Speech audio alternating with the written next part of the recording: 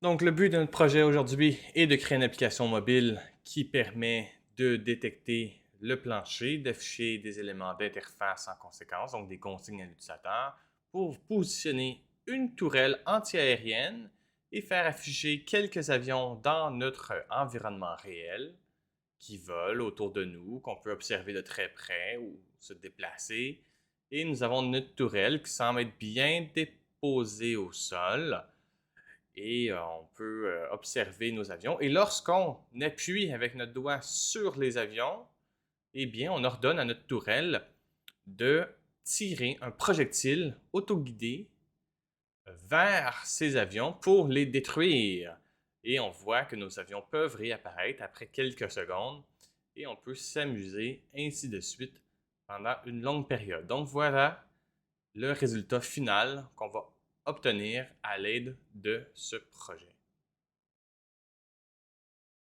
Pour démarrer ce projet, il vous est possible d'utiliser un projet déjà créé par Unity qui est AR Foundation Demos qui contient déjà du travail qui a été accompli avec la réalité augmentée et ça inclut plusieurs fonctionnalités, notamment la reconnaissance d'images comme ceci, certains éléments de UX qui peuvent être très utiles pour guider les utilisateurs à bien comprendre qu'est-ce qui doit être fait dans l'application pour faire fonctionner la réalité augmentée.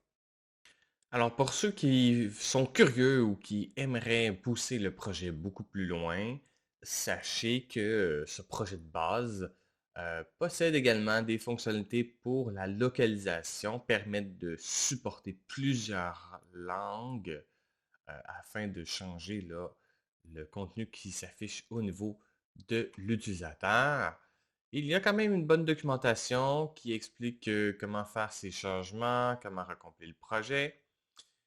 Il y a également d'autres fonctionnalités qui permettent de détecter le placement d'éléments dans l'interface, de modéliser l'environnement à travers un maillage personnalisé comme ceci, donc qui permet de visualiser la construction de la pièce qui est détectée par votre mobile, et d'autres éléments plutôt visuels comme l'ajout d'ombrage et euh, d'autres types de filtres au niveau de la qualité visuelle sur la caméra présentée.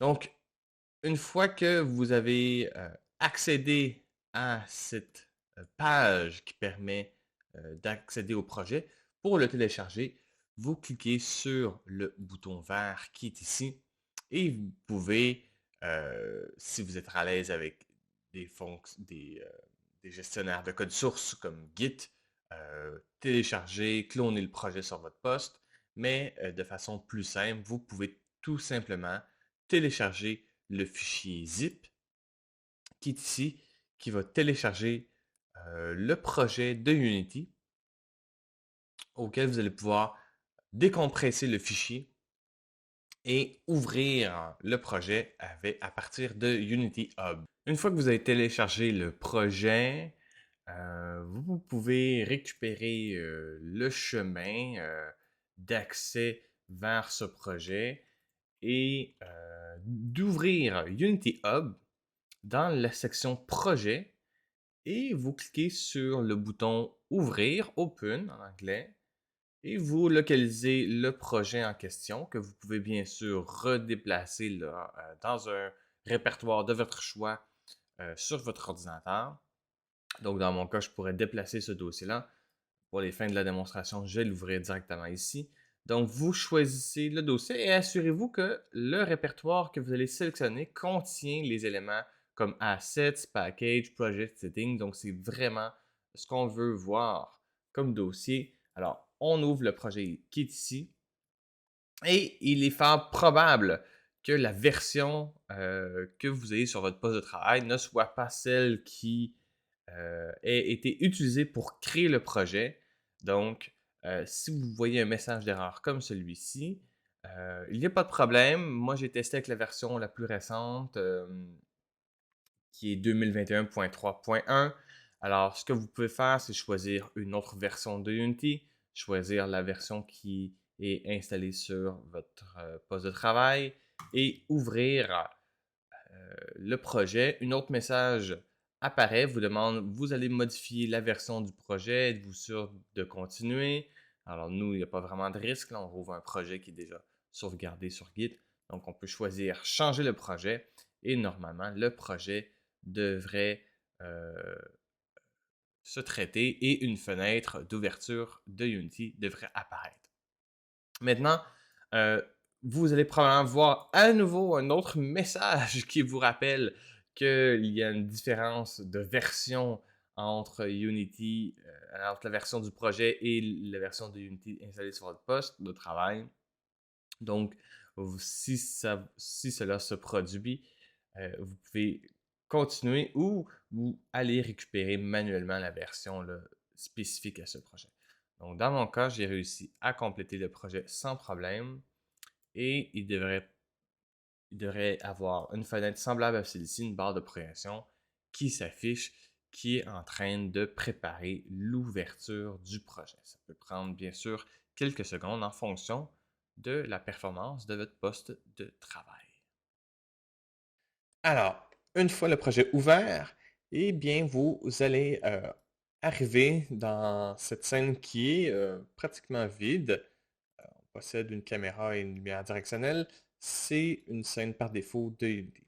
Alors, nous, ce qui nous intéresse, c'est une scène dans UX Kit ici. Et on va aller sélectionner le UX Manager. Donc, une fois que vous allez être dans la scène, eh bien, vous allez remarquer qu'il y a des éléments dans votre hiérarchie qui sont apparus, de même que certains éléments d'interface, donc qui sont présents ici. Alors, si on appuie sur Play, on remarque que notre application, eh bien, ne fait qu'afficher des éléments d'interface graphique avec certains éléments de message qui sont ici. Bien sûr, le projet est fait pour fonctionner sur mobile.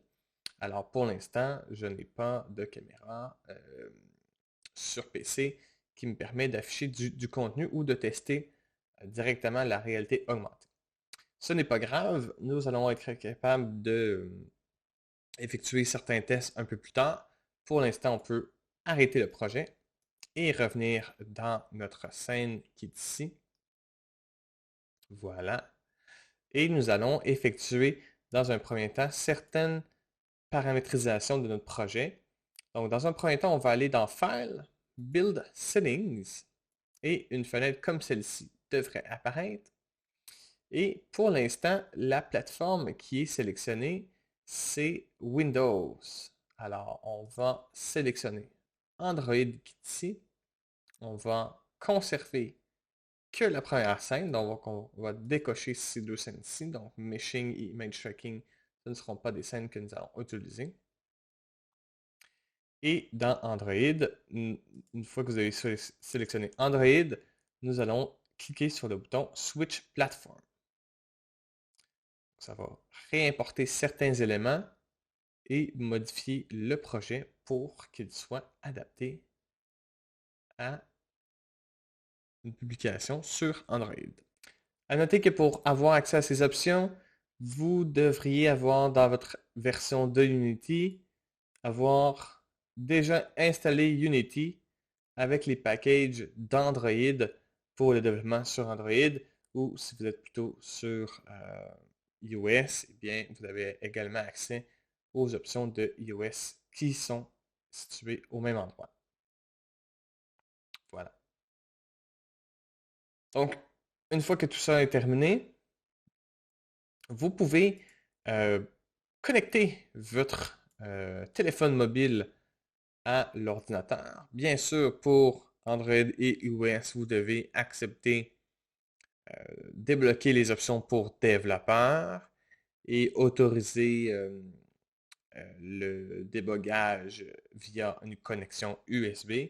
Donc, une fois que vous avez branché votre dispositif mobile à votre ordinateur, le dispositif devrait s'afficher dans cette liste ici. Donc, par exemple, pour ma part, j'ai un téléphone mobile Android de Samsung. J'ai le téléphone qui s'affiche dans cette liste ici. Alors, pour l'instant, on va fermer cette fenêtre-là. On va aller dans une autre fenêtre qui est les Project Settings. Et normalement, vous devrez avoir une fenêtre comme ceci qui s'ouvre à vous. Et on va renommer notre entreprise. Alors, on pourrait donner notre propre nom, par exemple. Et pour le nom du produit, eh bien, nous allons sélectionner le nom de notre jeu qui sera AA pour anti-aérien, Turret AR Game. Donc, il est possible de modifier certains paramètres comme l'icône qui va être utilisée sur votre téléphone mobile ou autres petites informations de la sorte. Donc, une fois que notre projet est bien configuré, eh bien, on va aller dans le menu Window et on va aller ici visiter le Asset Store. Une fois que vous êtes dans l'Asset Store, nous allons rechercher Fatty Poly Turret. Il va y avoir une série de assets 3D qui sont disponibles pour nous. Dans notre cas, on va aller sélectionner celui-ci. Donc, le Fatty Poly Turret Part 2 Free.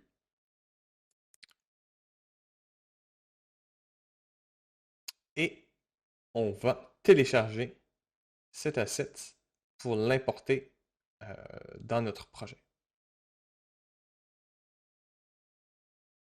L'autre élément qu'on va aller télécharger, on va faire la recherche avec Awesome Cartoon Airplane.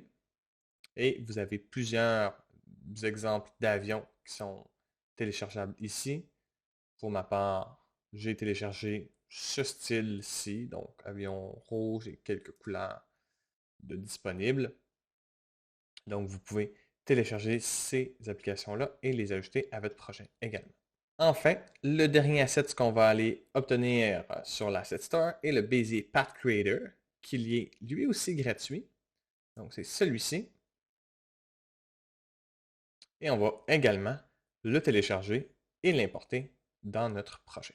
Donc, une fois que vous avez ajouté les assets à votre compte, si ce n'est pas déjà fait, vous pouvez ouvrir le Package Manager, soit accessible ici, ou soit dans Windows Package Manager ici, et vous devriez avoir la liste de tous les Package Managers qui sont associés à votre compte.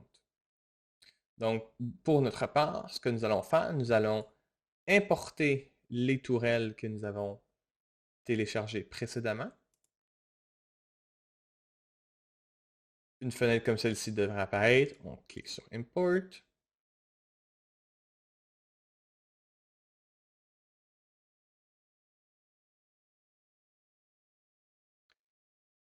Voilà. Nous allons faire la même chose avec le Awesome Cartoon Plane Style 2. Nous allons importer tous ces éléments.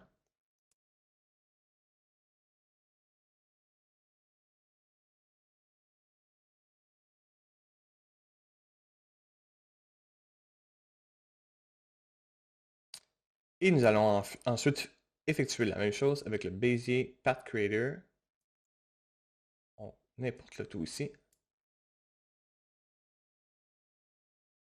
Une fois le tout importé, on peut fermer cette fenêtre et revenir dans notre scène qui se trouve ici. Nous allons ensuite créer un dossier qui se nomme Prefabs. Donc, on clique sur Assets ici pour être au premier niveau. Clic droit dans un espace vide, Create, Folder. On va le nommer Prefabs. Alors, c'est le dossier dans lequel nous allons créer nos propres prefabs, ou en fait des variantes de prefab existants. Donc, ce que nous allons faire, c'est que nous allons aller dans le dossier Awesome Cartoon Planes. Nous allons aller dans Prefabs de ces planes.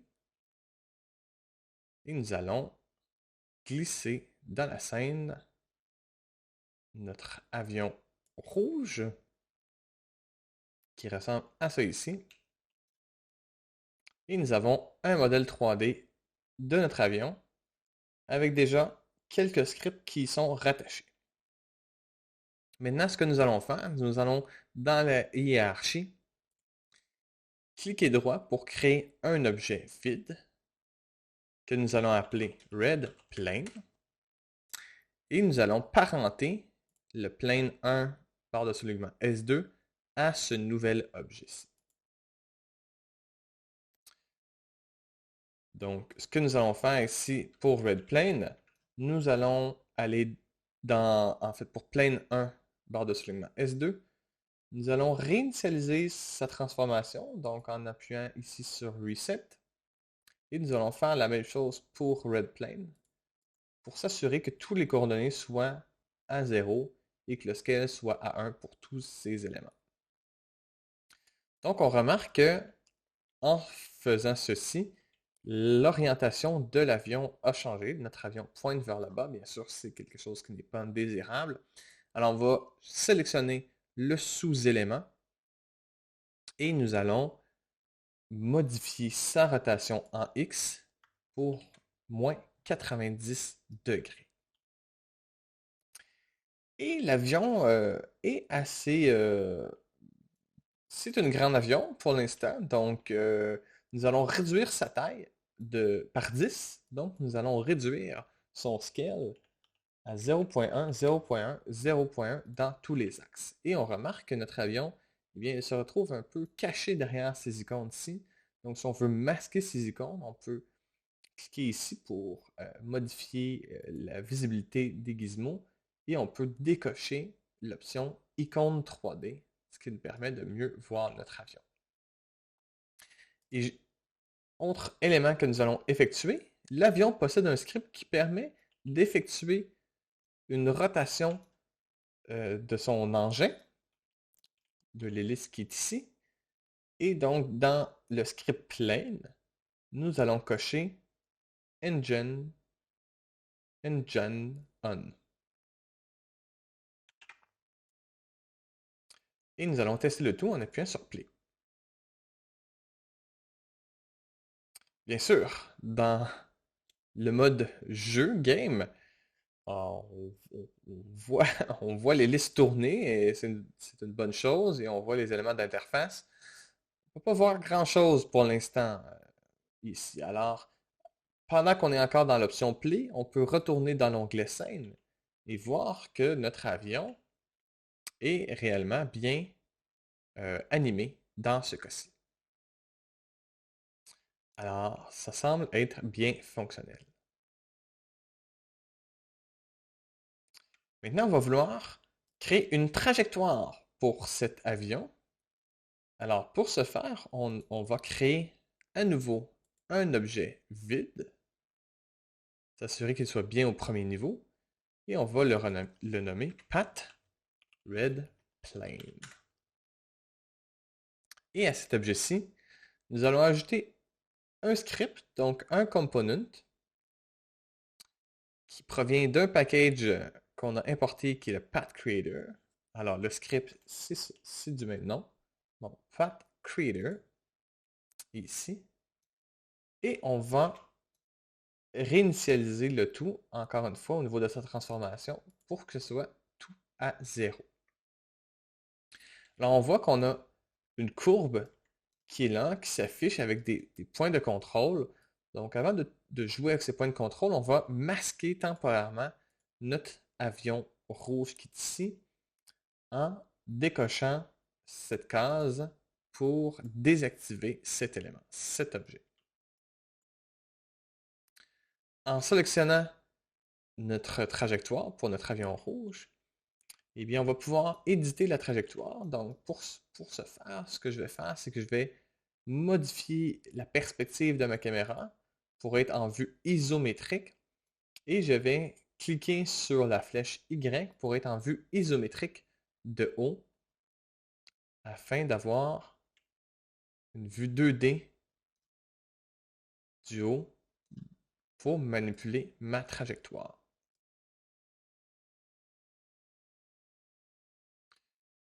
Alors voilà. Et ce que je vais faire, c'est que je vais déplacer le premier point rouge ici, à peu près au centre de ma scène. Et je vais déplacer l'autre point à peu près ici. Et en appuyant sur la touche Shift et clic, je peux créer des nouveaux points de contrôle pour modifier ma trajectoire. Ce qu'on va vouloir faire, c'est que notre trajectoire puisse boucler sur elle-même. Donc, toujours dans l'objet Path Red Plane, on va venir cocher ici Closed Path. Donc, il va s'assurer que la trajectoire boucle sur elle-même. Alors, on peut continuer en appuyant sur Shift à rajouter des points de contrôle. Donc, disons ici, on va avoir 4 points de contrôle. Et on va effectuer euh, quelques modifications en utilisant ces points de contrôle pour tenter de faire une espèce de cercle quelconque, un peu semblable à ceci, disons. Voilà. Sur lequel notre avion va pouvoir va- cette trajectoire sur laquelle notre avion va pouvoir suivre. Donc, je vais retourner en vue de perspective et en appuyant sur la touche F, je peux recentrer ma caméra sur le point qui est actuellement sélectionné. Et ce que je vais faire, c'est que je vais cliquer ici sur Center Transform pour définir mon point de transformation ici comme étant au centre de ma courbe. Alors, on voit que ma courbe, je l'ai créée de vue de haut, mais si je viens sur d'autres angles, je vois que ce n'est pas un cercle parfait, ce n'est pas très grave, donc je peux manipuler les points là, comme je le désire, modifier un peu la trajectoire comme je le désire. Donc, c'est vraiment votre création. Donc, c'est à vous de définir quelle trajectoire voulez-vous que l'avion utilise. Alors, une fois cette trajectoire-là définie, ce que nous allons faire, c'est que nous allons réactiver notre avion rouge et nous allons l'associer, la parenter notre avion à notre trajectoire qui est ici. De sorte qu'on a Path Red Plane, notre objet de l'avion rouge et son modèle 3D avec des sous-composantes.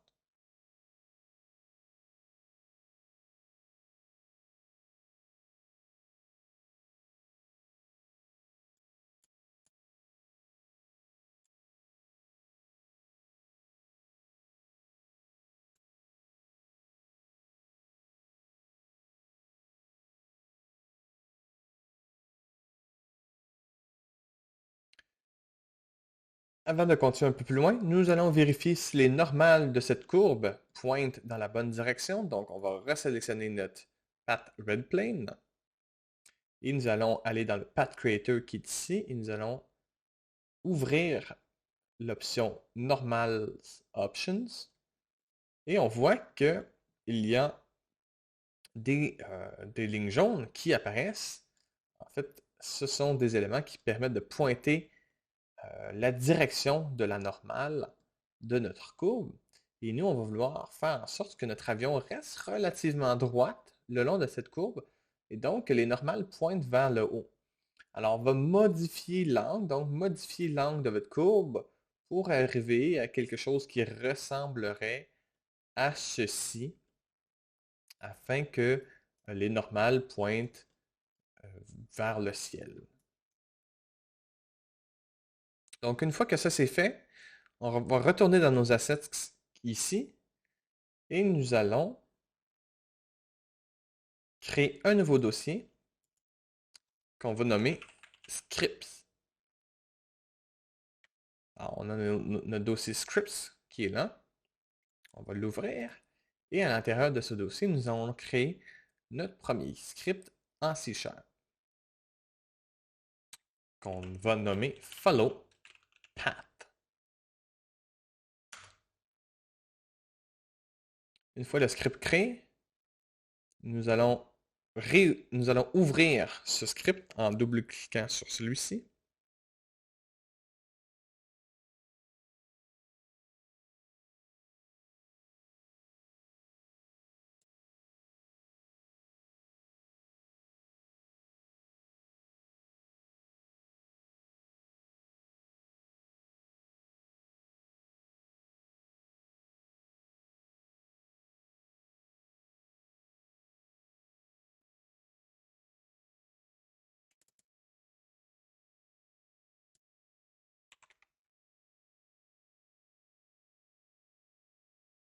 Et on devrait avoir ceci apparaître. Donc, pour l'instant, ce que je vais faire, c'est que je vais importer une nouvelle librairie qui est Path Creation. On n'aura pas besoin de la fonction start. Et on va rajouter d'autres attributs à notre classe. Donc, je crée un premier attribut Path Creator qui est public, que je vais nommer Path Creator, comme ceci. Je vais me faire un deuxième attribut qui est de type float, public, que je vais appeler speed, que je vais définir à une vitesse de 1. Et je vais faire un autre script qui va s'appeler un autre attribut qui va être de type float, distance traveled.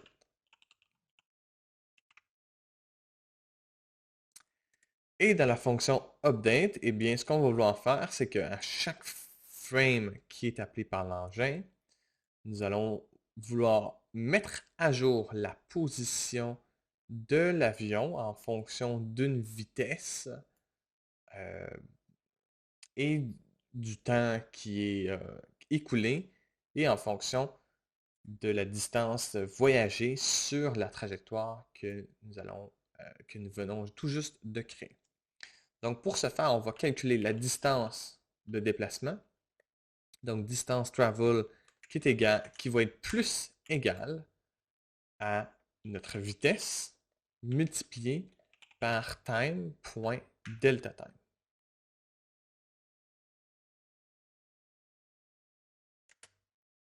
Par la suite, on va modifier la position de l'objet, de l'élément transform de l'objet qui va posséder ce script. Donc, on va faire ici transform.position qui va être égal à pathCreator.getPoint@distance. Et comme paramètre, on va lui fournir distance traveled. Et on va sauvegarder le tout. On va revenir dans Unity ici. Et on va sélectionner notre red plane qui est là. Nous allons déposer le script dans l'inspecteur de notre avion rouge, de red plane qui est ici. Et on voit que les attributs publics s'affichent dans l'inspecteur.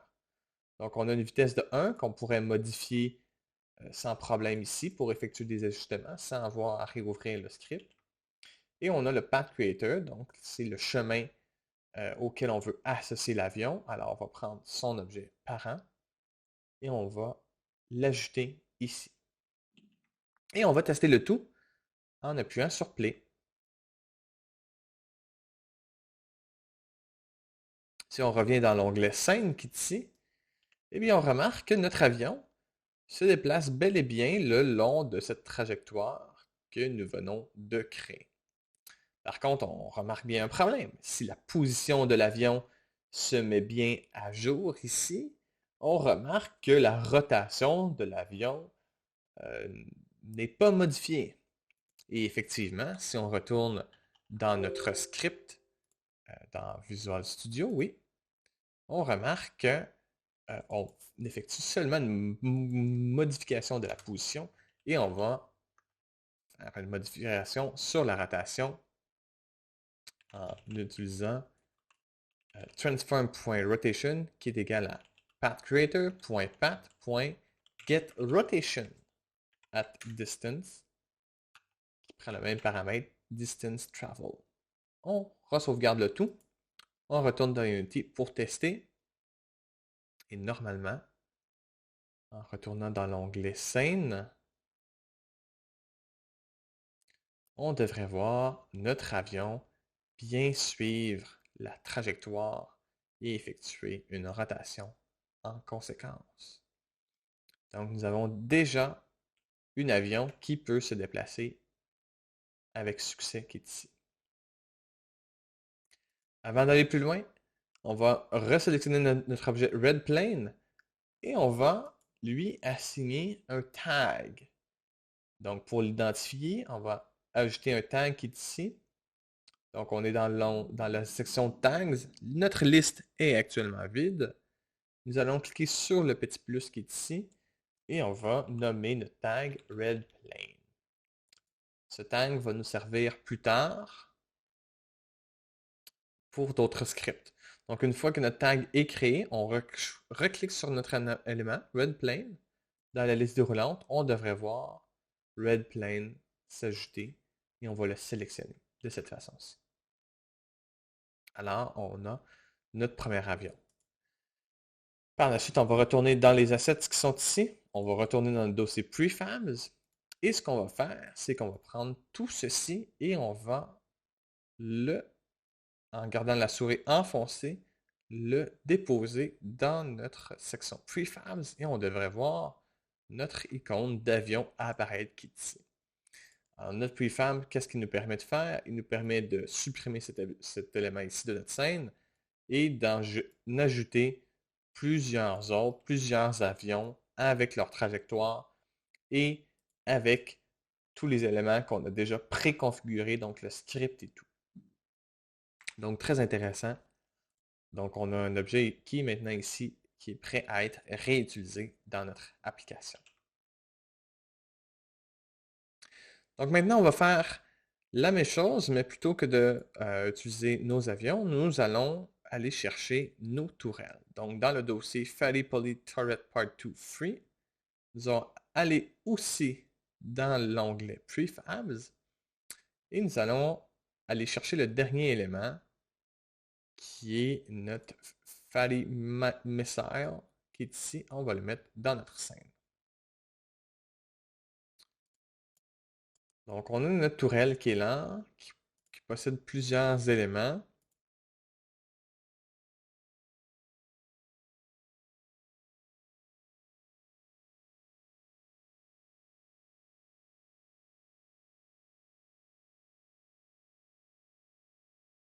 Et on remarque que notre tourelle est d'une taille considérable, surtout par rapport aux avions qu'on avait vus auparavant. Donc, on va faire la même chose. On va réduire son scale pour avoir une taille, une dimension qui est acceptable ici. Et on va aller ici dans le sous-dossier script de Fally Poly Turret et on va prendre le dossier Turret AI qu'on va appliquer à notre tourelle qui est ici. Il y a plusieurs éléments à configurer. Donc pour l'instant, la cible de notre tourelle, il n'y en a pas. On va l'ajouter éventuellement plus tard par, programmation. Donc on va pouvoir tester le tout. Turret Head, eh bien, ce qu'on va prendre, c'est on va prendre notre élément de tourelle ici. On va glisser et déposer dans cette section-là. La distance d'attaque de notre tourelle, on pourrait la laisser comme ça ici, 10 mètres. C'est un peu gros, on peut descendre à 7,5. Remarquez la sphère dans l'interface qui permet de nous guider sur la distance là,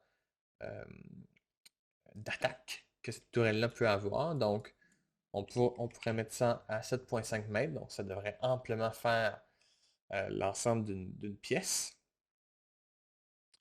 Pour les dommages, on peut le laisser à 0. Shoot cooldown, c'est un délai entre les différents tirs. Donc, on va mettre 0,5. Donc, une demi-seconde de délai pour s'assurer qu'il n'y ait pas trop de problème.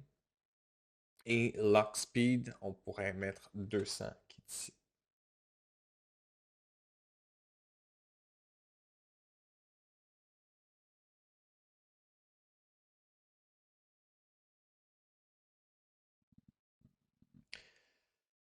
Pour le type de tourelle, on va choisir single ou dual. En fait, moi, la démonstration que j'ai faite, c'est avec single, mais dual pourrait très bien se faire, étant donné que c'est une tourelle euh, qui a deux embouts.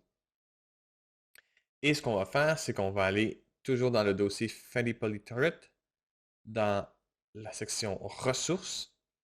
On va prendre l'objet F muzzle qui est ici et on va l'associer à muzzle F qui est là.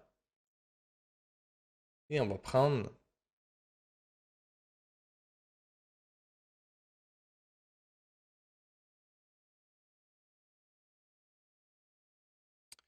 pour le type de missile ici, ce qu'on va faire avant de l'associer à bolette, nous allons le mettre dans la scène.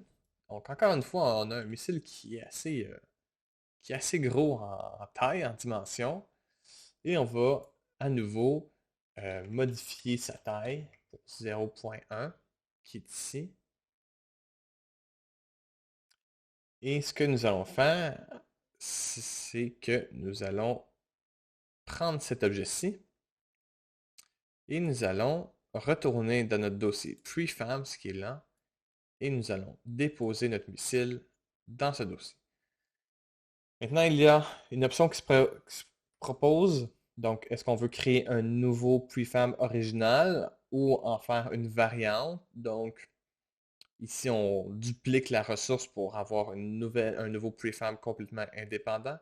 Une variante peut être suffisante dans notre cas, donc il va quand même avoir une dépendance avec notre objet dans le dossier. Donc, c'est au choix. Et maintenant qu'on a créé notre variante, on peut venir supprimer le missile dans notre hiérarchie, retourner dans notre tourelle qui est là. Donc, on pourrait même la renommer pour turret. Et on va prendre notre missile et on va l'associer à l'option bullet qui est ici.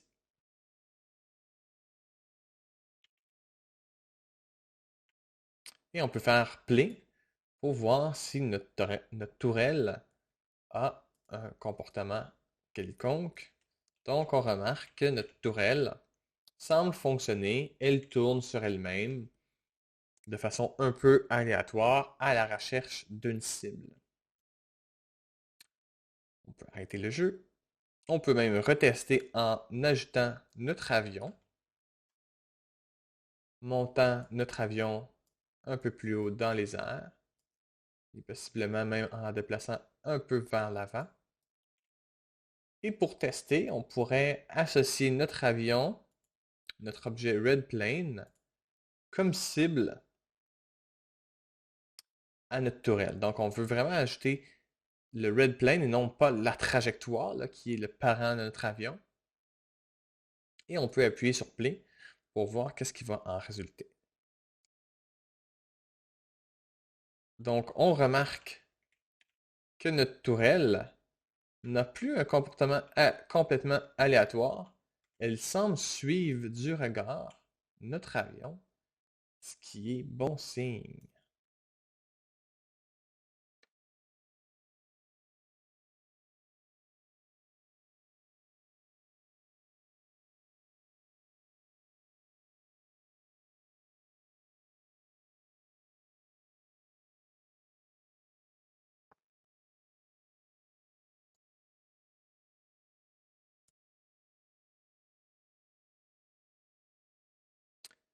Un élément que j'ai oublié de configurer, c'est le muzzle main de notre tourelle. Alors, dans notre tourelle qui est ici, ce qu'on va aller sélectionner, c'est l'extrémité de notre tourelle. Donc, on a deux possibilités, soit que les missiles sortent du premier trou ou du deuxième. Donc, il n'y a pas vraiment d'importance dans ce cas-ci. Donc, on peut prendre celui-ci et le mettre là. Et on peut même prendre le deuxième et le mettre ici. Donc, on a un principal et un sub-muzzle pour la configuration de notre tourelle. Donc, pour faire en sorte que notre tourelle puisse attaquer notre avion, on va devoir aller modifier le script turret AI.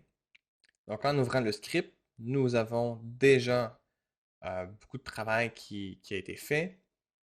Alors, on va descendre dans notre script qui est ici et on va aller dans la méthode check for target. Donc, étrangement, je ne sais pas pourquoi c'est check, nommé check. Et on va modifier le tag qui est recherché ici. Donc, par défaut, la tourelle recherche un élément qui serait nommé player. Nous, on a créé un objet redplane. Donc, ça va pouvoir nous permettre de faire une distinction entre nos différents types d'avions. Donc, on va modifier le tout ici. Et on va changer ça pour redplane. On retourne rapidement dans notre scène avant que notre tourelle fasse son travail. Et on voit que notre tourelle, wow, tente de détruire notre avion rapidement en tirant une série de missiles. Par contre, les missiles n'ont aucun impact sur notre avion et il y a une raison à ceci. C'est que si je retourne dans notre script, eh bien, euh, en fait, la raison, c'est que notre avion ne possède pas de boîte de collision qui permet de détecter si un objet rentre en contact avec notre avion. Alors, ce qu'on va faire, c'est qu'on va aller éditer notre prefab, ce que nous avons créé ici. Donc, on va double-cliquer sur notre objet prefab pour qu'on soit vraiment dans l'éditeur de notre objet qu'on peut remarquer. Là, on ne retrouve plus le ciel par défaut de Unity. On va sélectionner notre objet redplane qui est là. En dessous de notre script follow path, ce que nous allons ajouter, c'est le le composant box collider qui va nous permettre de créer une boîte englobante autour de notre avion qui ressemble à ça ici. Alors notre boîte semble être assez grande, donc on va tenter de l'ajuster là pour que ça englobe un peu mieux notre avion. Donc voilà pour ce taxi sur l'axe des Y, à peu près comme ça me semble bon. Et sur l'axe des Z, disons que ceci me semble être suffisant. Donc, si le missile entre à l'intérieur de cette boîte, eh bien, on va considérer que l'avion a été touché. Donc, on peut revenir ici. On peut retester le tout. On retourne dans scène. Et on remarque que, tiens, les missiles semblent ne pas avoir d'impact. Toujours pas d'impact sur l'avion. Alors, on va faire un pause. On va voir qu'est-ce qui se passe ici.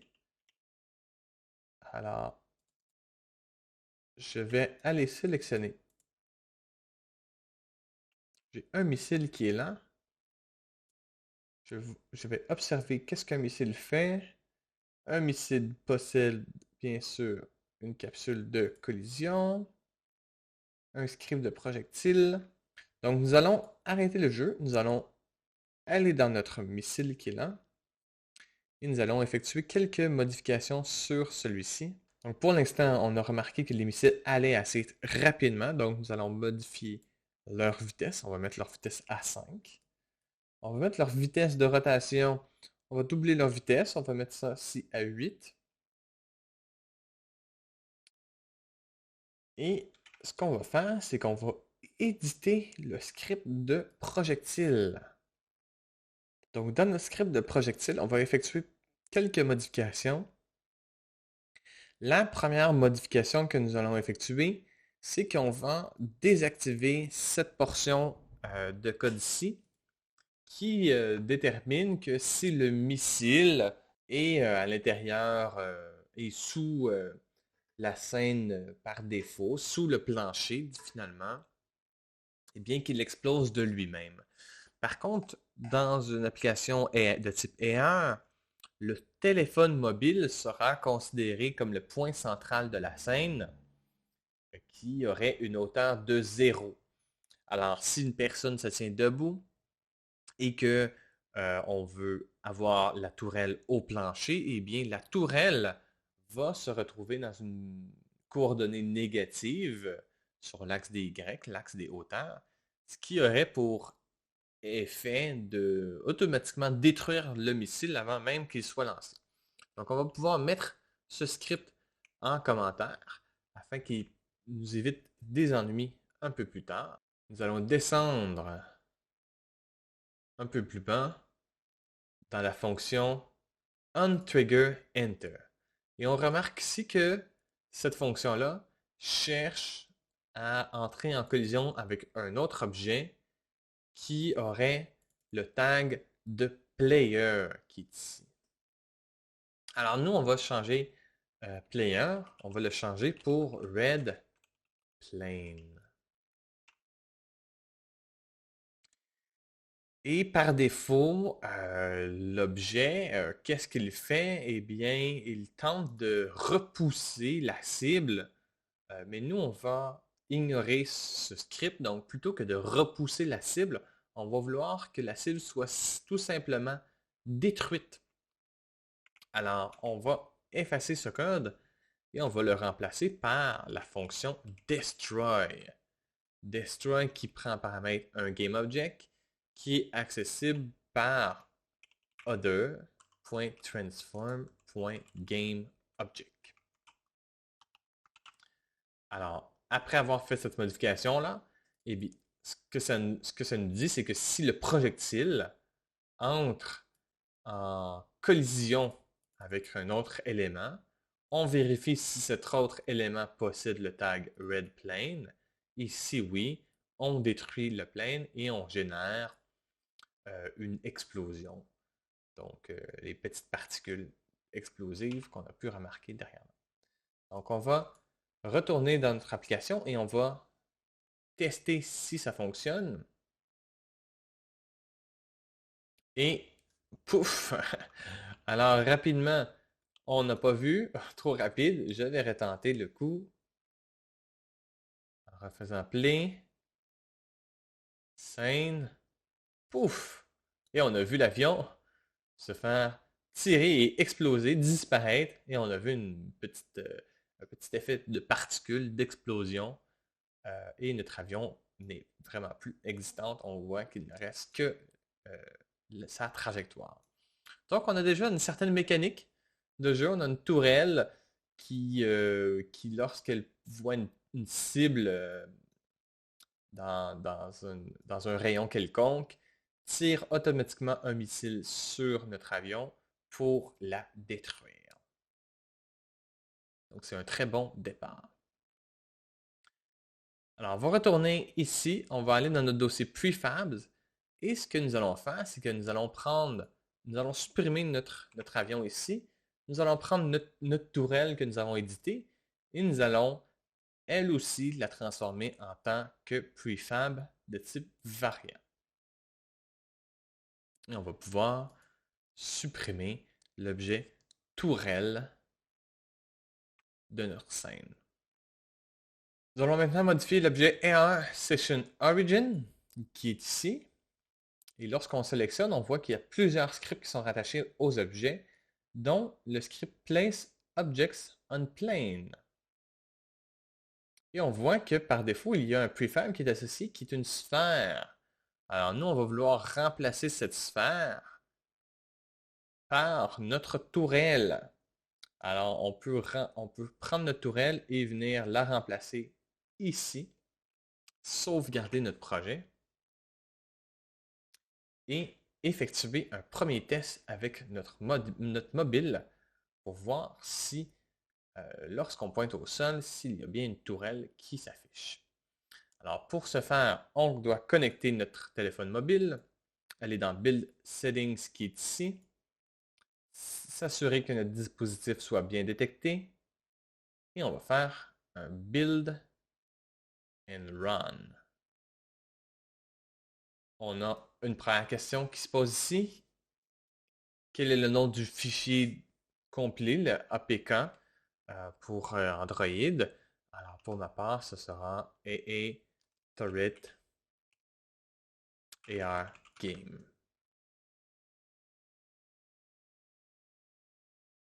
je vais sauvegarder le tout. Et cela peut prendre environ 1 à 2 minutes, là, selon la performance de votre poste de travail, pour build le projet et l'installer sur votre téléphone.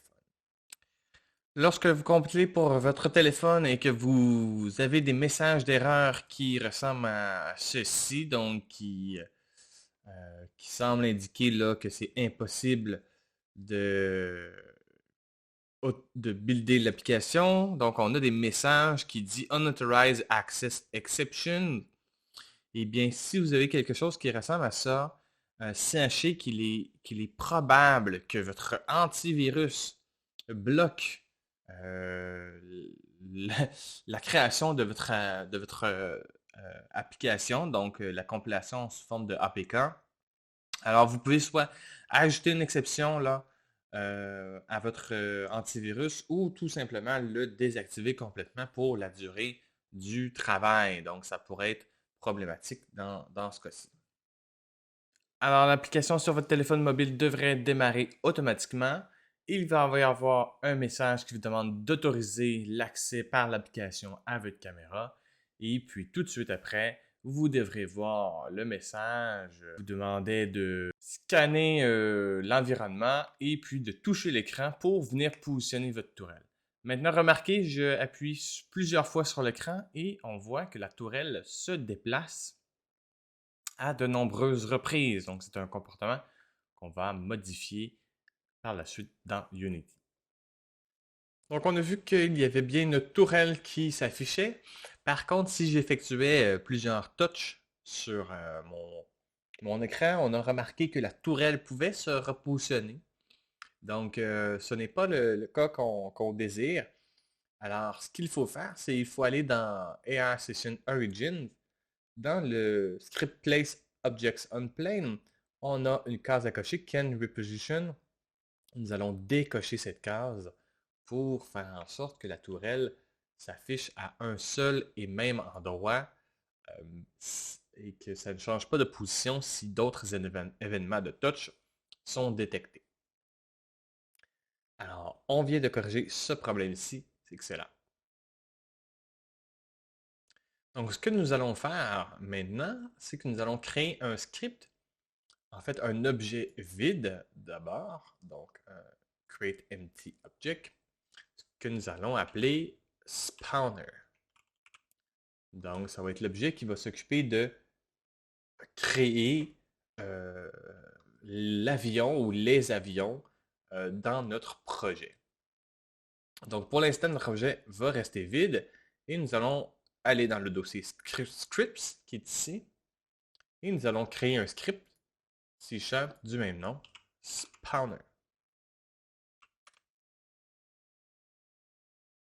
Oui, alors on double-clique sur le script et le script devrait s'ouvrir de cette façon. Et ce que nous allons faire, c'est que nous allons nous assurer que ce script-là soit un singleton, donc il peut y avoir qu'une seule instance de ce script. Donc pour ce faire, nous allons supprimer tout le contenu de cette classe.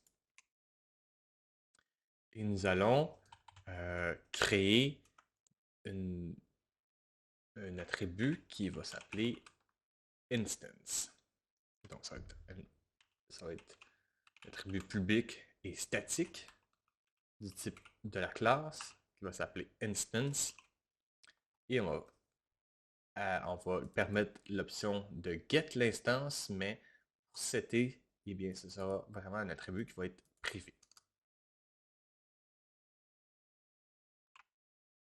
Donc, on peut lui mettre un commentaire semblable à ceci. Voilà. Nous allons par la suite créer des références à nos avions, au prefab de nos avions. Donc, pour l'instant, nous allons créer un game object de type public qui va s'appeler RedPlane pour notre avion rouge. Et nous allons ajouter également l'attribut qui va permettre de renseigner, de conserver la position de la tourelle sans avoir à reconsulter plusieurs fois la position. Alors, ce sera un attribut privé qui va être de type vecteur 3. Donc, il y a trois coordonnées dans l'espace 3D, donc x, y, z. Donc, un vecteur 3 qui va s'appeler turret position. Voilà.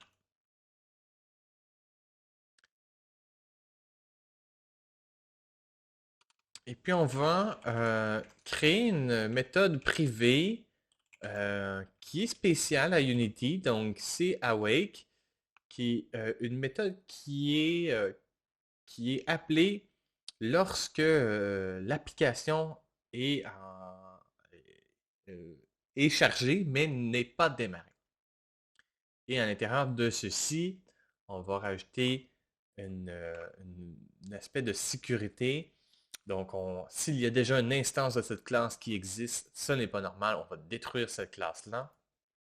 Et dans le cas contraire, eh bien, on va initialiser l'instance à cette classe à elle-même. Donc, c'est vraiment quelque chose qui permet de nous de s'assurer que l'instance du singleton soit disponible avant le démarrage de l'application. On va ensuite se créer une fonction, une méthode, euh, encore une fois, qui va être publique cette fois-ci, qui va ne rien retourner, donc void, et on va l'appeler setTurretPosition, qui va permettre de, bien sûr, de configurer l'attribut turretPosition. Donc, cette méthode doit recevoir en paramètre un objet de type vector3 qu'on va appeler pTurretPosition et qui va évidemment définir l'attribut turretPosition de notre classe.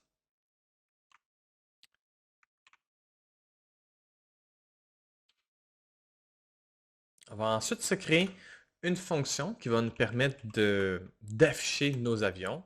Donc, public void spawn plane, qui va recevoir un GameObject, qui va être un avion, une référence vers l'avion. Et ce qu'on va faire dans un premier temps, c'est qu'on va se créer un GameObject vide, en fait, qui va représenter un point quelconque dans l'espace. New GameObject. Donc, ça va permettre de créer un empty GameObject pour avoir accès à des attributs de transformation.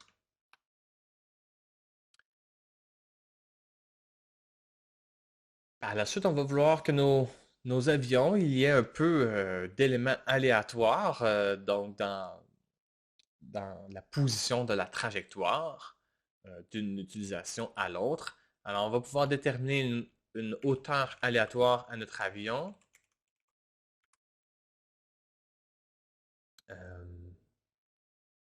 Donc, random 8 to add from the turret position.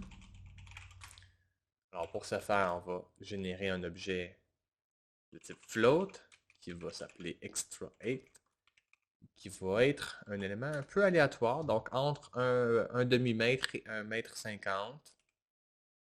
Donc, de la classe random, on va prendre la méthode range qui va avoir deux paramètres, donc le minimum inclusif et le maximum inclusif, qui va être entre 0.5 de type float et 1.5 de type float. Il faut absolument mettre le F, autrement, ça va être considéré comme un double. On privilégie le float dans ce cas-ci. Donc, on va faire quasiment la même chose pour la profondeur dans l'espace, sur l'axe Z, donc random depth to add from the turret position.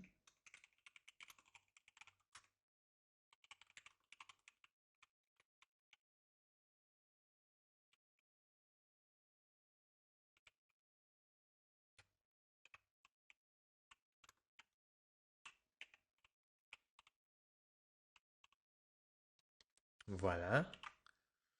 Et on va définir la position finale auquel l'objet va, à l'endroit où l'objet va être généré.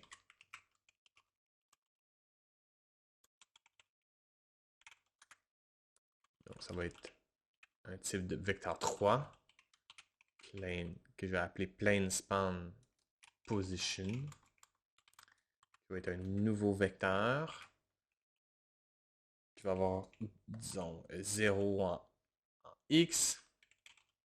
Et on va prendre la position de la tourelle en Y plus sa hauteur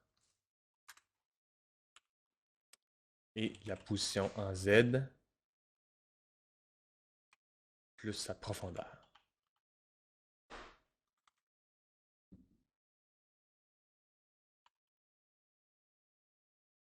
Et on va ensuite définir la position qu'on vient de créer à notre objet vide qui est ici.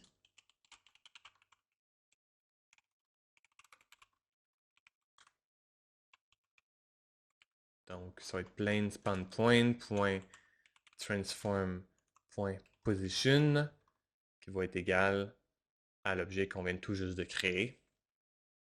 Et enfin, on va instancier notre avion à la position qu'on vient de créer.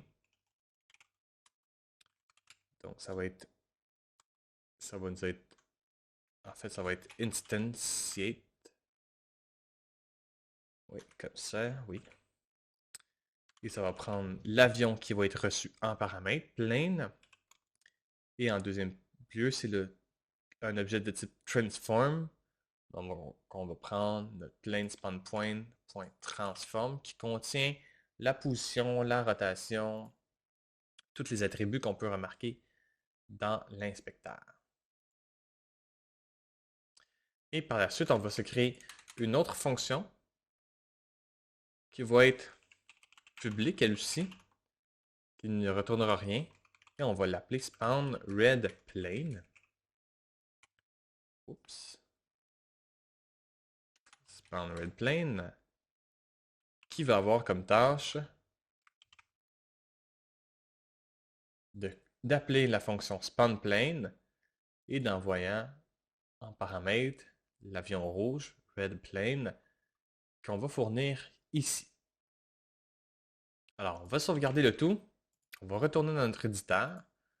On va attendre que notre script se recharge. On va aller dans notre objet spanner ici et on va lui attribuer notre script nouvellement créé. Et on va aller dans l'onglet Prefabs. On va aller chercher notre avion rouge qui est ici et on va l'affecter à notre script. Ok, donc maintenant que notre spanner et notre avion est bien associés, ce que nous allons faire, c'est que nous allons retourner dans notre dossier Assets, notre dossier Script, et nous allons nous créer, en cliquant droit dans l'espace vide pour afficher le menu contextuel, créer un nouveau script C# qu'on va nommer tout simplement Shoot. Alors, ce script aura comme responsabilité de contrôler manuellement les tirs de la tourelle pour détruire un avion. Donc, lorsqu'il va y avoir un événement de touch qui va être détecté, on va d'abord valider si ce touch se situe au-dessus de l'affichage d'un avion. Et si oui, un missile sera lancé à partir de la tourelle pour détruire ce même avion. Donc, on double-clique sur le script pour l'ouvrir. Première chose qu'on va faire, ça va être d'enlever la méthode start pour la remplacer par un attribut de type GameObject qu'on va nommer turret. Donc, ça va être notre référence vers notre objet de jeu qui est la tourelle. Dans la méthode update, ce qu'on va ajouter, ça va être une méthode qui va détecter combien il y a eu d'événements de touch qui sont détectés à ce moment-ci dans l'application. S'il y a plusieurs touches qui sont détectés, donc s'il y a au moins un touch de détecté, on va pouvoir entrer à l'intérieur de cette condition-là. Et ce qu'on va faire ensuite, c'est qu'on va récupérer cet objet touch à l'aide de la méthode input.getTouch. Donc, on récupère le premier touch et on l'affecte dans une variable touch qui est ici. on peut déjà sauvegarder le tout. Et on va se créer une deuxième condition qui va valider la phase dans laquelle on effectue le touch.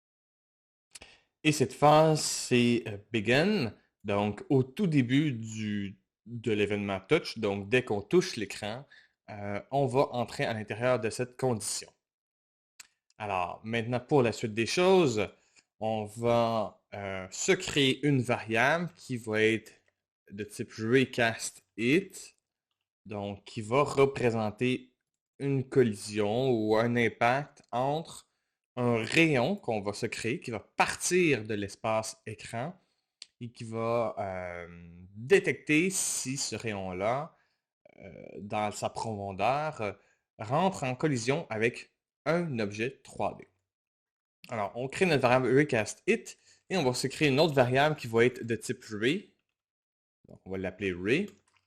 Et on va utiliser l'objet caméra.main, donc la caméra principale, et on va utiliser la méthode screenPointToRay.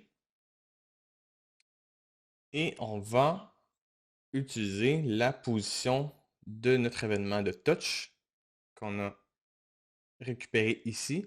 Donc, à partir de la position sur l'écran où il y a eu l'événement de touch qui est détecté, on va tracer un rayon qui va analyser tous les objets qui se trouvent en dessous de notre doigt dans le monde 3D.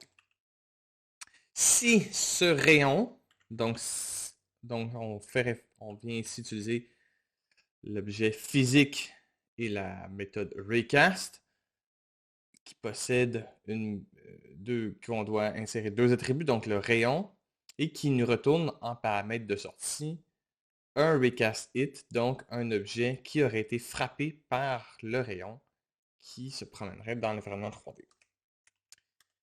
Alors, s'il y a un objet qui est frappé, alors ce qu'on va pouvoir faire, on va pouvoir se créer un log. Donc, on va faire un debug log. Et on va inscrire touch on. Et on va afficher le nom, transform name, de l'objet qui aurait été frappé. Donc, on affiche ça ici. Et ce qu'on va récupérer, on va appeler la fonction. On va utiliser notre référence à la tourelle. On va aller rechercher un composant de la tourelle qui est le script turret AI. Et on va définir comme cible à notre tourelle. Oui. L'objet qui a été détecté. Donc, le GameObject qui est détecté. Alors, on effectue un événement de touch sur l'écran. Lorsqu'on touche l'écran, un tracé de rayon s'effectue dans l'environnement 3D pour voir si on touche un objet. Si oui, on affiche son nom et on récupère l'objet en question et on l'affecte comme étant une cible de notre tourelle. Et ce qu'on va ordonner à notre tourelle, le même script, donc le même composant qui est le script turret AI, on va lui ordonner de tirer, shoot, sur ce même objet.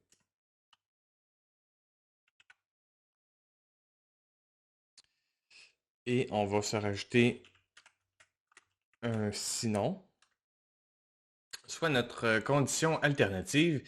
Et ce qu'on va inscrire ici, c'est tout simplement un log de debug qui va nous renseigner que rien n'a été touché. Alors, on sauvegarde ce script. Donc, c'est déjà très bon pour le moment. Et ce qu'on va faire, c'est qu'on va retourner dans notre éditeur de Unity. Et ce qu'on va effectuer, c'est la création d'un nouveau script. Donc, encore une fois, le script compile. Donc, on laisse la compilation effectuer son travail. On crée un nouveau script, C# script, et cette fois-ci, ce qu'on va donner comme nom à ce script, ça va être log to screen. Donc, on vient de créer des fonctions de debug, mais lorsqu'on va tester sur mobile, on n'aura pas accès nécessairement à la console qui est visible dans l'outil de l'éditeur de Unity. Donc, on va vouloir afficher les messages d'erreur ou les logs à l'écran. Et donc, c'est ce script-là qui va pouvoir répondre à nos besoins. Donc, on rouvre notre script dans Visual Studio et ce qu'on va créer comme attribut, eh bien, on va se créer un nombre limité de messages, donc une variable de type uint qui va avoir une taille de 15 qu'on peut varier ici, qui va être le nombre de messages qu'on va vouloir afficher à l'écran. On va se créer un objet de type Q, mylobQ. Dans la fonction start, on va afficher un log qui nous informe que on commence à enregistrer les événements de log. Et on va se créer deux autres méthodes supplémentaires, donc qui est onEnable et onDisable, qui va venir rattacher à notre application des messages. Lorsqu'il y a des messages de log qui sont reçus, on va exécuter une méthode handleLog et lorsqu'on désactive l'application, eh bien, on va détacher l'événement handleLog de la réception des logs reçus par l'application. Donc, bien sûr, j'ai une erreur qui semble s'afficher ici, c'est que la méthode n'existe pas. Alors, ce qu'on va faire comme création de la méthode, alors je vais donner l'information tout de suite ici. Donc, j'ai la méthode handleLog qui va recevoir notre log sous forme de string et aussi possible de fournir la trace et le type de log. Et c'est ce qui va nous permettre là, de mettre en queue la série de logs qui a besoin de s'afficher à notre interface. On va enlever la méthode update et on va se créer une autre méthode qui est onGUI, donc qui est appelée lorsqu'on effectue un rendu à l'écran de notre interface utilisateur. Cette méthode-là, ce qu'elle va faire, c'est qu'elle va créer un espace sur l'écran dans lequel on va pouvoir afficher les différents éléments de message qui vont apparaître. Alors, on sauvegarde le tout. Maintenant, nos deux scripts qu'on vient de créer, ils sont présents dans l'éditeur ici, mais ne sont pas nécessairement présents dans notre projet. Donc, ils sont maintenant des ressources qui sont disponibles, mais on va devoir rajouter des nouveaux éléments, des nouveaux game objects dans notre scène auxquels on va pouvoir rattacher ces scripts. Donc, on va se créer un nouveau game object. On va appeler celui-ci shoot script. Par exemple, ici, voilà. Et on va évidemment rattacher à cet objet-ci notre script en question. Et on va se créer un autre élément vide qu'on va appeler log2screen qui va à son tour recevoir le script log2screen qui va nous permettre d'afficher les messages à l'écran. On peut réinitialiser la position de ces éléments 0, 0, 0 pour ne pas créer de conflit potentiel. Il ne devrait pas avoir trop de problèmes, mais c'est toujours une bonne pratique de s'assurer que nos éléments soient bien positionnés au centre de notre scène.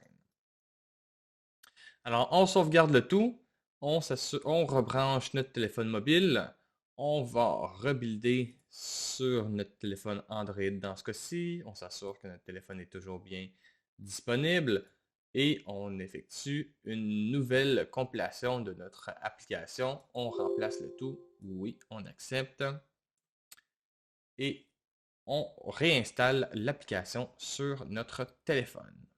Alors, on relance notre application.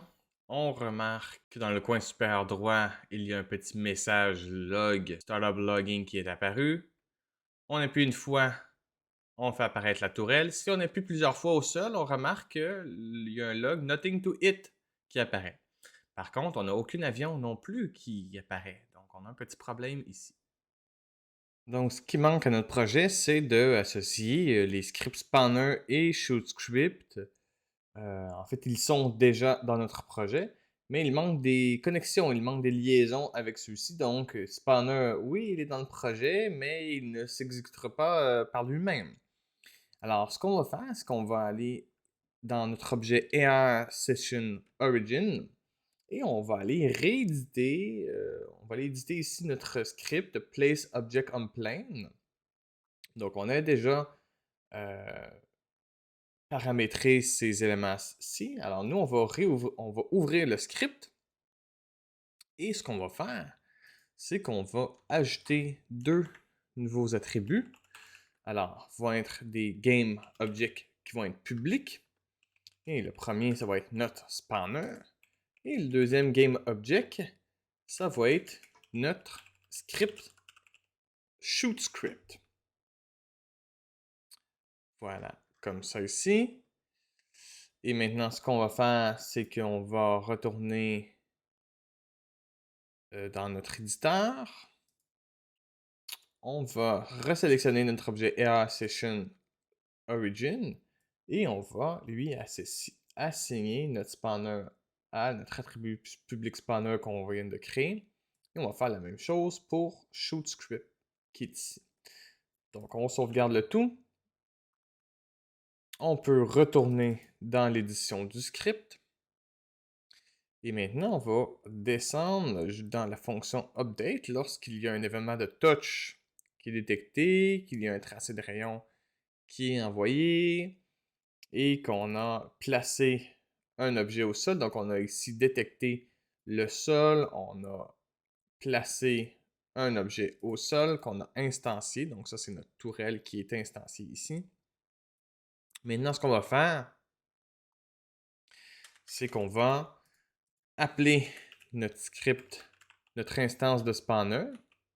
Donc, on va utiliser l'instance singleton et on va appeler la méthode setTurretPosition qui va être la position détectée au plancher. Là, donc, la position où ce que notre raycast, cette fois-ci, va aller chercher un plancher au sol.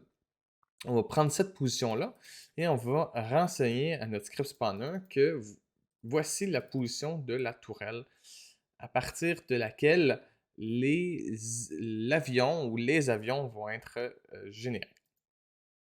Donc, on va pouvoir faire ceci. Spanner.instance, on récupère le singleton et on va appeler notre fonction spanRedPlane. Alors là, on devrait avoir un avion qui devrait s'afficher. Autre élément qui est à modifier, si je retourne dans l'éditeur et que je vais voir notre objet ShootScript, on voit que notre tourelle ici, il n'y a pas de référence. Et pourtant, on n'a pas de tourelle dans notre scène. Elle se crée lorsqu'on fait un événement de souris. Alors, on pourrait être tenté d'aller dans notre dossier prefabs et d'associer cette tourelle-là, mais c'est pas ce qu'on veut. Donc, on veut pas que le script s'exécute sur un prefab qui n'est pas dans la scène. Ce qu'on veut vraiment, c'est que ce soit la tourelle qui va être créée par notre script AR Session qui va être associée à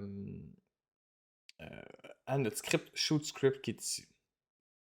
Alors, ce qu'on va faire, c'est qu'on va retourner dans notre script et lorsque notre tourelle est instanciée ici, ce qu'on va faire, c'est qu'on va appeler notre script ShootScript. On va récupérer son component shoot, qui est notre script shoot. Et on va définir l'attribut turret pour la tourelle qui vient d'être instanciée avec ce script juste ici. On va sauvegarder le tout et on va pouvoir retester à nouveau notre application. Donc on relance l'application et puis on scanne le plancher, on appuie sur l'écran pour positionner notre tourelle et pouf! Ce qu'on vient d'observer, c'est que notre tourelle a tiré directement l'avion qui est apparu. Donc, on va retourner dans Unity et effectuer d'autres changements. OK, donc un des problèmes qu'on a avec notre script, c'est que notre tourelle semble tirer automatiquement notre cible. Alors, on va retourner dans nos assets, dans notre dossier prefabs, on va réouvrir notre tourelle et on va réouvrir le script Turret AI. Et donc, on va regarder, on va analyser notre script. Et en fait, qu'est-ce qui se passe? C'est que dans la fonction update, donc à chaque fois qu'il y a une image frame qui est rendue, il y a un script qui détecte si la tourelle peut tirer, donc si le cooldown est respecté et s'il y a une cible, il va automatiquement y avoir un événement shoot trigger qui va être appelé.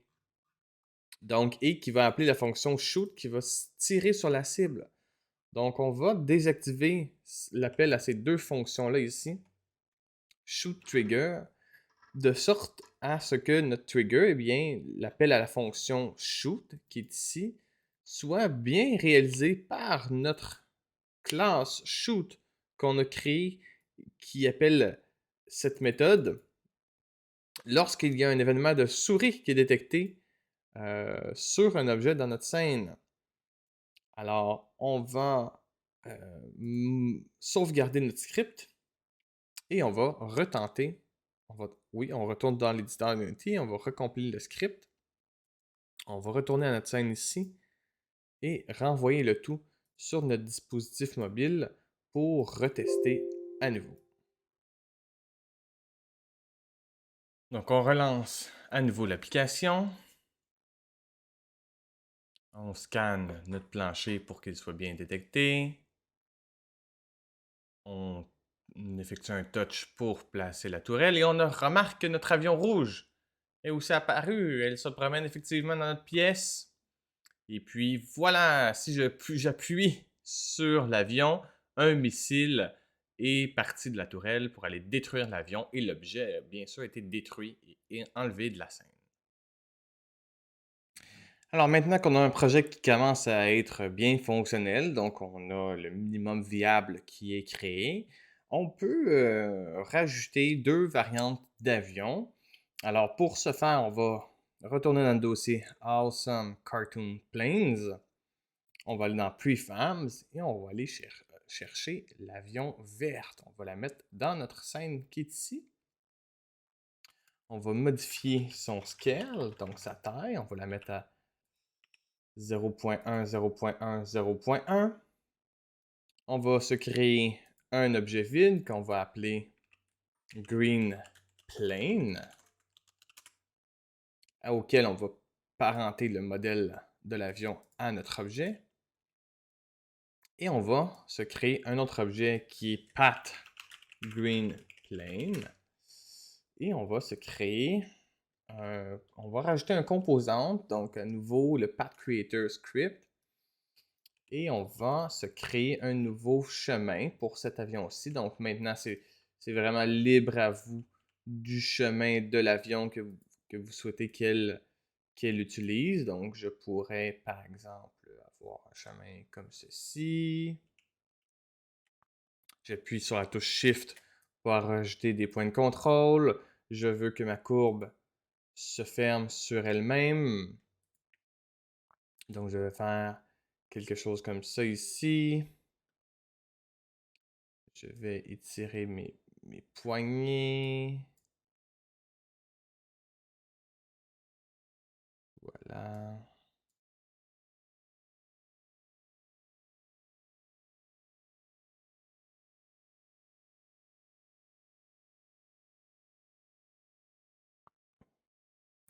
Disons que je lui fais effectuer une sorte de 8 à cet avion. Et je vais aussi la faire aller de haut en bas. Disons à peu près comme ça ici. C'est vraiment selon ce que vous désirez. Voilà. Donc disons cette trajectoire. N'oubliez pas de modifier les normales, de sorte à ce qu'elles pointent le plus possible vers le haut, de cette façon-ci. Voilà, on parentre notre avion à notre répertoire. Pas notre répertoire, mais notre patte, notre trajectoire plutôt, oui. Et à notre avion qui est ici, on va lui rajouter un script qu'on avait créé, qui est le follow path. On lui attribue le path qu'on vient de créer. On lui ajoute le box collider, qu'on peut modifier à notre guise. Donc, quelque chose comme ça. Voilà. Et on va rajouter un tag. Green plane. On va sauvegarder le tout. On retourne sur notre avion. On lui affecte ce tag. Et on peut sauvegarder le tout. Ah, on va aller dans plane 2 ici. Et on va aller cocher Engine On, qui est ici pour s'assurer que l'hélice puisse effectuer une rotation de façon animée.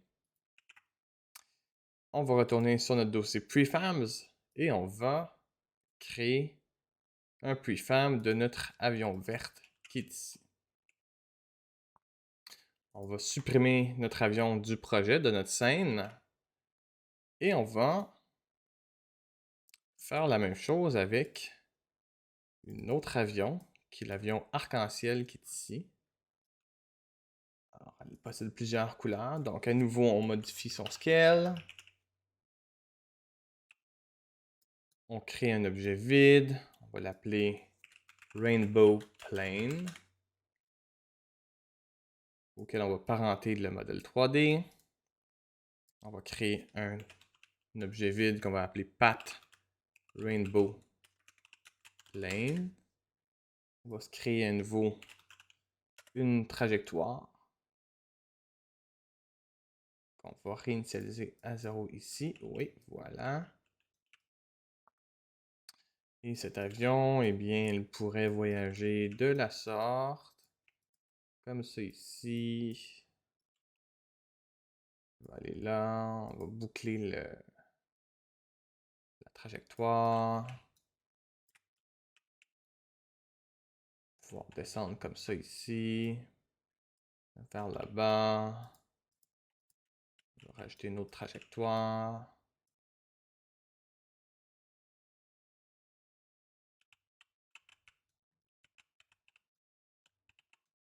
On pourrait même éloigner le tout. Donc, vraiment pour créer un peu de variante à notre projet, pour éviter que les avions rentrent en collision les unes par rapport aux autres. Donc pour valider, on pourrait même se créer, ajouter, oups, pas ajouter cet avion-ci, mais ajouter nos autres avions pour connaître leur trajectoire et comparer. Donc moi je suis en train d'éditer celle de mon avion ici. Donc c'est super. Alors notre trajectoire ne semble pas entrer en collision. On a un peu de variété dans ce cas-ci. Voilà, je vais affecter les normales vers le haut, majoritairement. Tourner ça de la sorte ici, voilà. Ça me semble bon. Je vais détruire mes autres avions que j'avais initialisés. Je vais parenter mon avion arc-en-ciel au chemin que je viens de créer. Voilà. Je vais retourner dans mes scripts. Je vais affecter follow path à notre avion en lui donnant en référence le chemin qu'on vient de se créer ensemble. Je vais faire la même chose avec le box collider. Donc, oups, notre box collider est étrangement plus loin. Pourquoi? Voilà pourquoi. c'est que la transformation de notre avion ici est problématique. Donc, je dois réinitialiser le tout. Notre avion est disparu. En fait, c'est qu'elle est parentée, donc j'ai déplacé un parent, son enfant a aussi été déplacé. Alors, je dois revenir ici et je dois remettre les coordonnées à 0, 0, 0. 0, oui.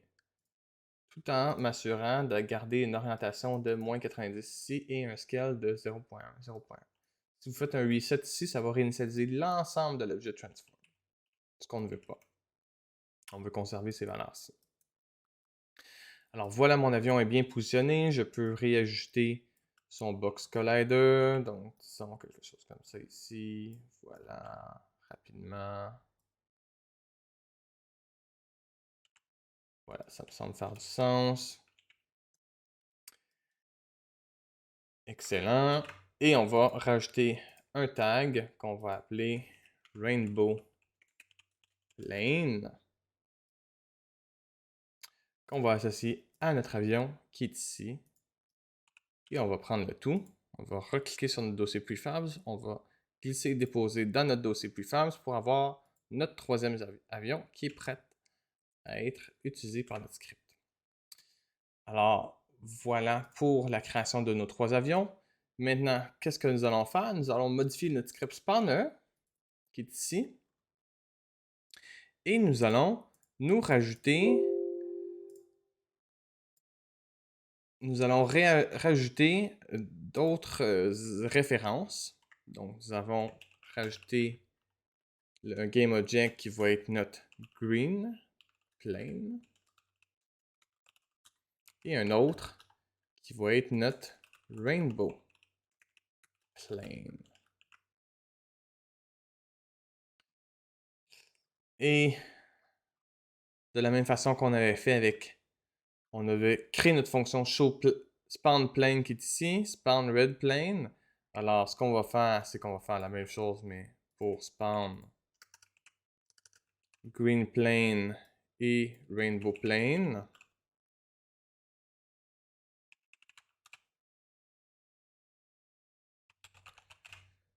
Rainbow.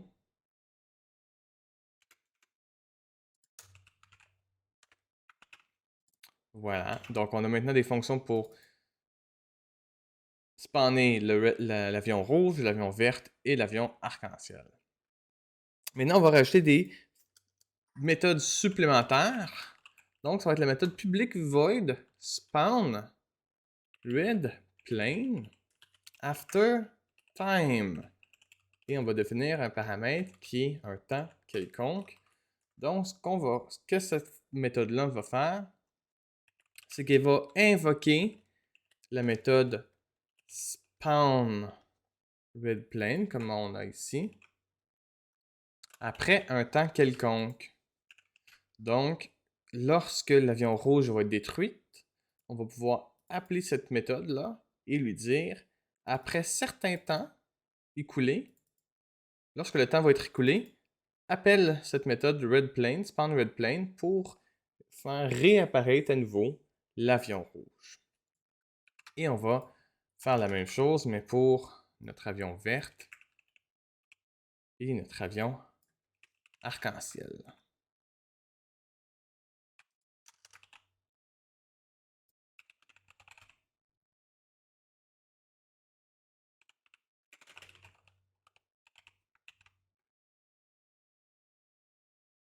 Voilà. Maintenant, dans notre script Place Object on Planes, on avait ici le spawn red plane lorsqu'on déposait la tourelle au sol. Alors, ce qu'on va faire, c'est que lorsque on crée l'avion rouge, bien en même temps, on va aussi appeler l'avion verte, créer l'avion verte, et du même coup, créer l'avion arc-en-ciel.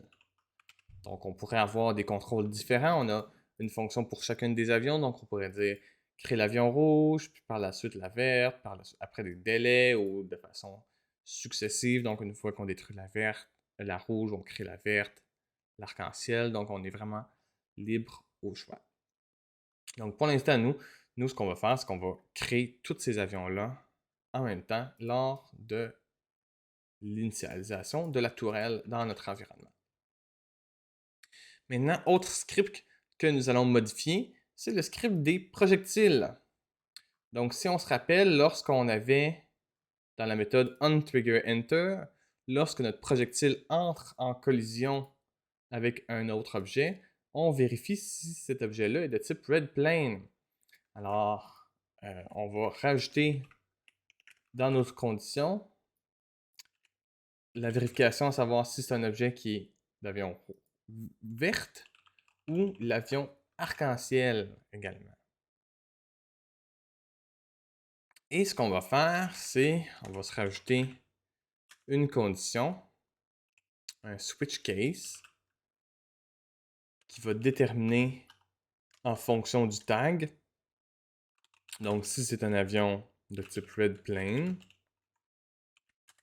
ce qu'on va faire à ce moment-ci, c'est qu'on va utiliser notre singleton spanner et on va lui demander de faire réapparaître un avion après, disons, 2 secondes.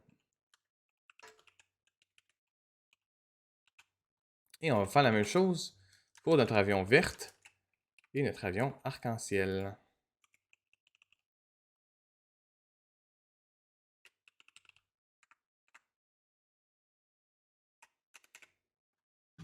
Oh, Rainbow Plane, j'ai une erreur ici. Voilà. Comme ça ici. Et on pourrait ajouter un élément par défaut qui, si on réussit à passer ici, mais qu'on ne trouve pas aucun tag qui correspond à là, on aurait vraiment un problème. Donc, on imprimerait un message d'erreur pour nous aider à résoudre ce problème.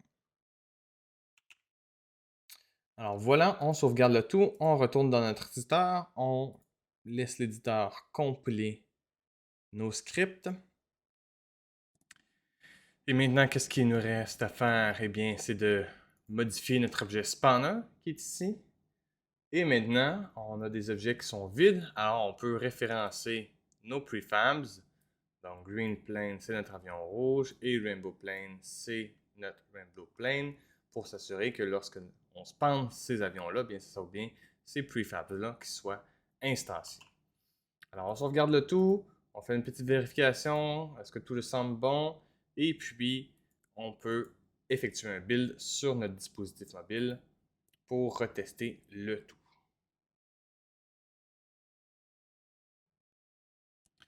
Donc, on redémarre l'application, on refait les mêmes étapes que d'habitude. On positionne notre tourelle et boum, on voit qu'il y a nos 3 avions qui suivent leur trajectoire respective. On peut se promener dans l'environnement, les observer de plus près. Alors, nos avions se promènent dans notre pièce et on peut appuyer sur les avions pour les cibler et les tirer. On observe que nos avions réapparaissent après 2 secondes. Alors, on peut s'amuser, ainsi de suite. Donc, nous avons réussi notre application, notre jeu de réalité augmentée sur notre dispositif mobile.